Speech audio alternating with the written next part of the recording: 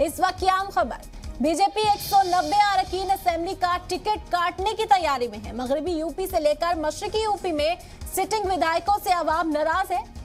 Ticket काटने के बाद नई चुनौती से निपटने में जुटे हैं बीजेपी के दिग्गज।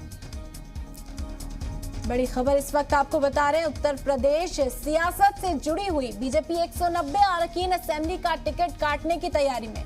जराये के हवाले से बड़ी खबर आप तक पहुंचा रहे हैं। मगरबी यूपी से लेकर मशरकी यूपी में सिटिंग विधायकों से अवाम नाराज है और टिकट काटने के बाद नई चुनौतियों से निपटने के लिए बीजेपी के दिग्गज लीडर तैयार। तो जराये के हवाले से इस वक्त की बड़ी खबर मिल रही है यूपी असेंबली इंतखाब से जुड़ी, और तफसीली बातचीत करने के लिए हमारे नुमाइंदा शोएब रजा इस वक्त हमारे साथ जुड़ गए। शोएब, इस वक्त की आम खबर जरा के हवाले से मिल रही है कि बीजेपी 190 अरकान असेंबली का टिकट काटने की तैयारी में। हमने ये तो सुना था कि बीजेपी उन उम्मीदवारों पर दाव लगाएगी जो आवाम के बीच मशहूर है, मकबूलियत रखते हैं, लेकिन 190 अरकान असेंबली का टिकट काटना मतलब बड़ा चैलेंज लेना। देखिए, इस तरह की खबर तो है कि विधायकों का टिकट कटेगा, लेकिन इतनी बड़ी तादाद होगी, यकीनन ये थोड़ा सा अभी सवाल जो है वो टेढ़ा है, क्योंकि इतने ज्यादा जो विधायक है उनका टिकट काटना पार्टी के लिए भी एक चैलेंज है, क्योंकि 190 विधायक बहुत बड़ी तादाद होती है। हालांकि जो जानकारी है वो लगातार इन्हीं तमाम चीजों को लेकर है कि 50 से 60 जो मौजूदा विधायक है उनका टिकट कट सकता है, उनका काम सही ना होने की वजह से, और कई तरह की बातें हैं उन तमाम चीजों को लेकर। एक बड़ी बात जो है, अभी कुछ देर पहले ये खबर आई कि जो मुजफ्फरनगर के बीजेपी के विधायक है मीरापुर से अवतार सिंह भड़ाना, वो भी आरएलडी में शामिल हो गए हैं। तो एक भगदड़ सी तो मची हुई है उन लोगों में जिनको ये लग रहा है वो मौजूदा विधायक भी बीजेपी के हैं, इसके बावजूद भी उनका टिकट कट सकता है। तो एक भगदड़ सी मची हुई है। और जो दिल्ली में मंथन चल रहा है, कल भी पूरे दिन हमने देखा कि पार्टी आला कमान की जो नेता है और उत्तर प्रदेश से जुड़े हुए जो नेता है बीजेपी के, वो लगातार मंथन कर रहे थे किस पार्टी पर, किस सीट पर किसको टिकट मिले। उसी तरह से आज भी मंथन चल रहा है।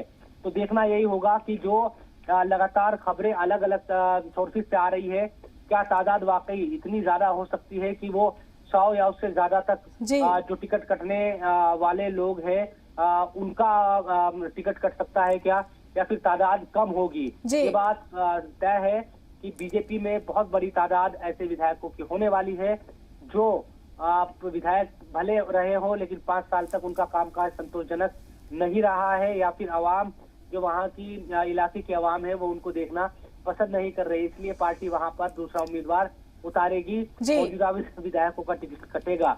जी, और इसी पर तो चर्चा की जा रही थी कि बीजेपी से जो नाराज उम्मीदवार हैं उनको, जो नाराज लीडरान हैं उनको मनाने की कवायद में जो दिग्गज लीडरान हैं वो जुटे हुए हैं, और इस बीच इस तरह की खबर सामने आना और मुश्किलों को बढ़ाने वाली है। यकीनन देखिए, कई तरह की अभी खबरें आएगी जब तक लिस्ट जारी नहीं हो जाती। अलग अलग सोर्सेज से पॉलिटिकल जो डेवलपमेंट है, क्योंकि चुनाव का मौका है और आखिरी चुनाव एक तरीके से बिल्कुल ये चल रहे हैं फर्स्ट फेज से पहले, क्योंकि 14 तारीख से नामांकन होना है।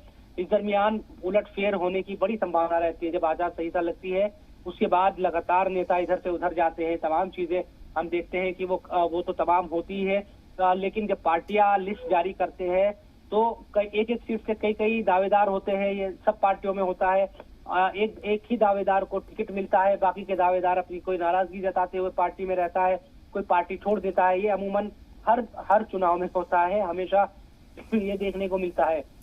देखना यही होगा, बहुत महत्वपूर्ण चुनाव, सब इस बात को जानते हैं कि उत्तर प्रदेश पर जिसका राज होता है उसकी संभावना दिल्ली में काबिज होने की ज्यादा रहती है। तो यकीनन ये 22 का जो चुनाव है देश की राजनीति की दिशा को बदलेगा, इस बात को सब जानते हैं।